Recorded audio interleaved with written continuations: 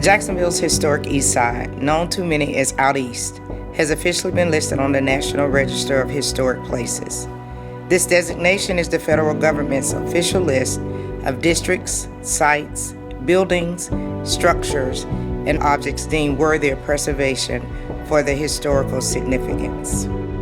Dating back to the end of the Civil War, the Eastside neighborhood is one of Jacksonville's last cohesive urban core communities and one of Florida's largest historically intact African American neighborhoods. Let's take a look through its extensive history.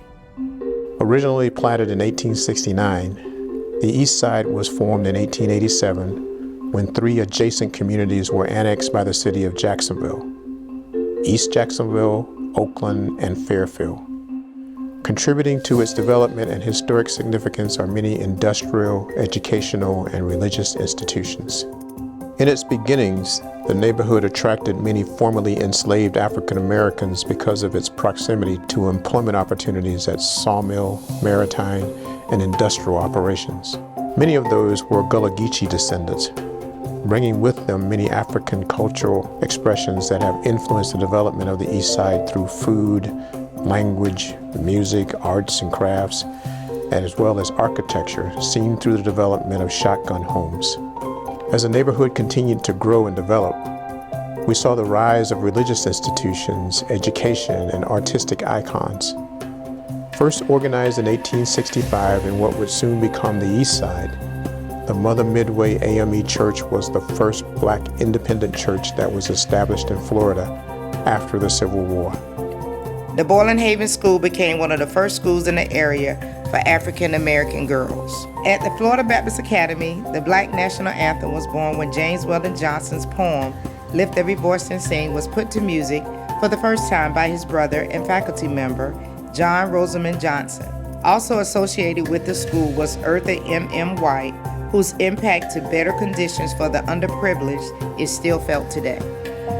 Praise author and Harlem Renaissance leader Zora Neale Hurston was once a student of that same school and lived out east. The East Side also has ties to historical figures like Joseph E. Lee, Jacksonville's first African-American lawyer, A.L. Lewis, founder of Florida's first Black insurance company, and many segregation-era initiatives for African Americans.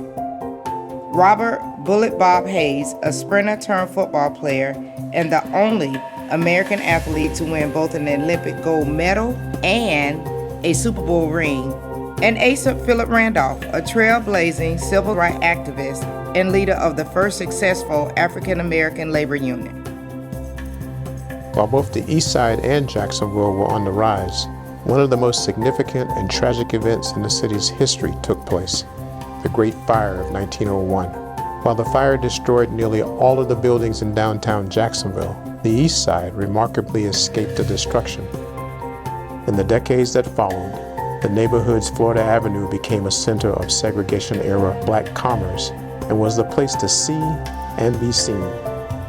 As many of Jacksonville's African American neighborhoods began to change due to the construction of bridges and highways, the East Side and Florida Avenue remained a safe haven for the city's many Black residents and continued to thrive.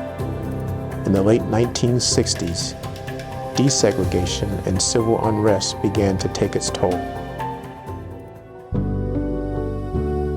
Today, many community leaders are working to steward the East Side to the thriving neighborhood it was for nearly a century. This historic designation is an important step to support the work being done while upholding our shared history and values that make OutEast a neighborhood worthy of preservation.